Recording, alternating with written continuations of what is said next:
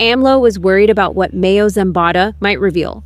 This is what the new book by the former United States ambassador to Mexico, Ken Salazar, claims. According to his memoirs, after the capture of the criminal leader, López Obrador was afraid of what he might say about officials linked to Morena. So, in this video, I'll tell you about this and other revelations from the former diplomat.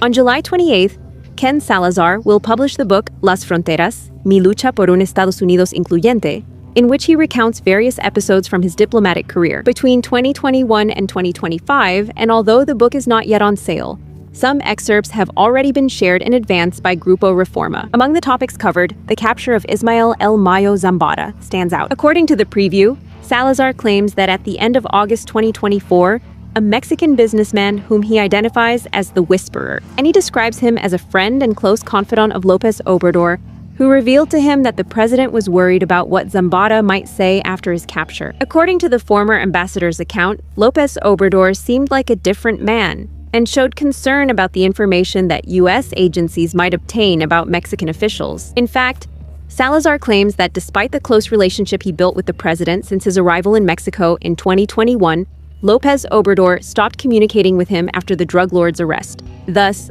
although the book preview does not mention specific names of officials who could be compromised by possible statements from Mayo, during 2026 various accusations have emerged from the United States against politicians linked to Morena. The most relevant case is that of the governor on leave from Sinaloa, Ruben Rocha Moya, who has been mentioned in U.S. court documents. He is accused of receiving support from the Sinaloa criminal group during the 2021 election and of involvement in an alleged drug trafficking conspiracy. Senator Enrique Insunza Cazares and the mayor of Culiacan, Juan de Dios Gámez, have also been mentioned, as well as the former state administration secretary, Enrique Diaz Vega, who has already turned himself into U.S. authorities. These allegations are joined by the revocation of visas for various political figures, who are allegedly under investigation for possible links to crime. Among the names that have been publicly mentioned are Governors Américo Villarreal of Tamaulipas, Marina del Pilar Ávila of Baja California,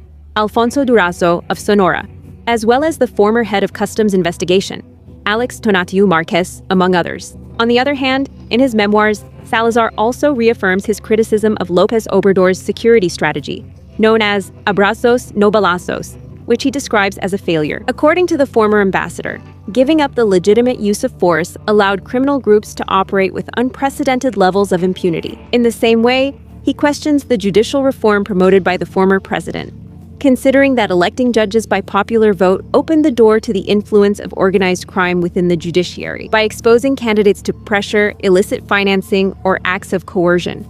Meanwhile, the revelations have already generated reactions. For example, President Claudia Sheinbaum called for caution and reminded everyone that, for now, only a preview of the book is known. In addition, during her morning press conference, she stated that her predecessor's concern was never about what Zambada might say, but rather the lack of clarity regarding how he was transferred from Mexico to the United States. What do you think? Do you believe López Obrador had reasons to be concerned about what Zambada might say? Share your thoughts in the comments. And if you enjoyed this video, please like, subscribe, and enable notifications.